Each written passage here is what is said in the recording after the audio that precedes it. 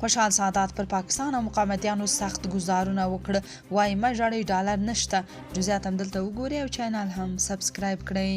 له کله نه چې امریکا کې د یو افغان لخوا پولیسو وژل شو، نو پاکستان او د دوی نوي یاران یعنی مقاومتیانو کمپاین پیل کړی چې امریکا باید د خوشحال سادات په ګډون هغه کسان د خپلې خاورې وباسي چې د طالبانو ملاتړ کوي.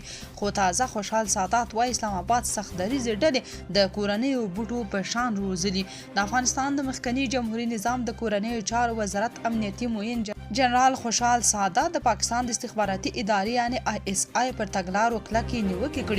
هغه ویلي چې اسلام آباد له کلونو راهیسې سخت دریځې ډلې د کورنیو بوټو په شان روزلي او اوس د همدې پالنې له پایلو شکایت کوي. جنرال خوشحال سادات پر خپل ایکس پاڼه لیکلي ISI مهرباني وکړه، نفس ونیسه. دا ډیره خواشینونکې ده چې نور په خلکو د طالب پلوه تور لګوي، په داسې حال کې چې تاسې نیمه پیړۍ سخت دریځان لکه د باغ د بوټو په شان روزلي. هغه په طنزیه ژبه زیاته کړې چې پاکستان اوس له دې عمله شکایت کوي چې امریکا ورباندې نور د لویو مرستو باران نه کوي. سادات لیکلي وو چې نور عادي ملاتړ نشته، غږ اوچتوي او غوښتنه کوي چې نړۍ دې ستاسو درد درک کړي، شاید لږه نوره ژړا وکړي، څوک به یې د ستراتیژیک ژوروالي په نوم تعبیر کړي.